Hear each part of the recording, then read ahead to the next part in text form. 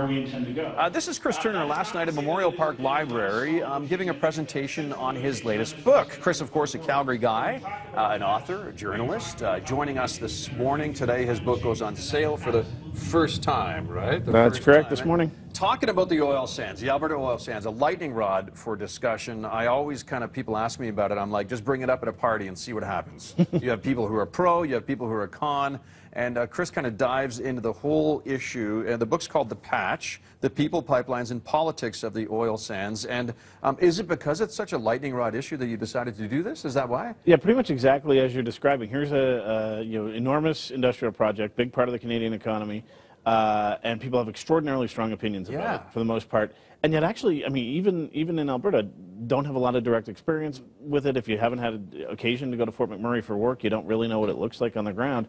And so it felt like a place where we knew a lot about the surface, but not a lot about the depth of the story. And so that's where I wanted to go, was to really say, what is this place like? Where did it come from? How did we come to invest in this project the way we did? What was the boom like on the ground? That sort of thing. You talk about going in depth. Is that why you kind of wrapped things around the story of real people and kind of their daily lives and daily routine and that type of thing? Yeah, the intention there certainly was to let the people who've lived this business and watched it grow tell their story, rather than me tell you, here's what I think about the oil sands. I would rather talk to the people and also people who are opponents or critics of it, and let them sort of have that debate, and more than that, actually give a real sense of what it's like as a place. What kind of people are going to Fort McMurray to work in that industry? What kind of town is it like? Yeah. Rather than just sort of try and figure out a way to pass judgment on it. Sure. An interesting tidbit I was reading. You did not get cooperation from either sides on the issue at some point when you were putting this project together, right? Mm-hmm. Yeah, well, there was some cooperation across the board. Sure. Some of the big oil companies were willing to talk to me, casually here in town, but not willing to let me really look at how things work up in the patch itself. And then also, yeah, some of the most vocal opponents of the industry didn't return my calls either. So it's a funny thing. We have these very strong opinions, but don't want to have long conversations about the thing. Okay, opinions aside, I mean, the oil sands are here. I mean, it's $50 oil, give or take, U.S. per barrel right now. There still is production coming out. There is a shift going on right now to cleaner energy, not just here, around the world. Where do you see the oil sands fitting in? Like, I mean, it's not just going to close tomorrow? No, certainly not. Yeah. I think that, I mean, there's a certain level of, base level of activity, a sort of solid state there of, soon to be 3 million barrels a day. That's not going anywhere anytime soon.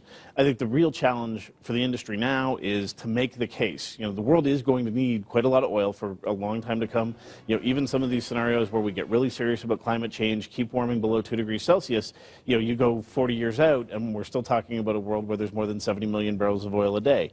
So really what the industry now has to do is make the case we should be part of that future of oil. Wow. And to do that, I think they really do have to, it's not just winning a PR battle against protesters. They need to show we can get our emissions down. We can reduce our environmental footprint. We can be the cleanest barrel of oil on the market. And certainly when you talk to some of the industry leaders, that's where they see things going. And they all, I don't know if they need to hammer this home as well, but I mean, like, the oil sands only puts out a small percentage of oil around the world, but yet it gets an immense amount of focus when it comes to, like, the anti kind of oil. And that's an interesting phenomenon in itself. It really is, and it's I tried to track it as best I could. You could see, as the industry and the patch boomed,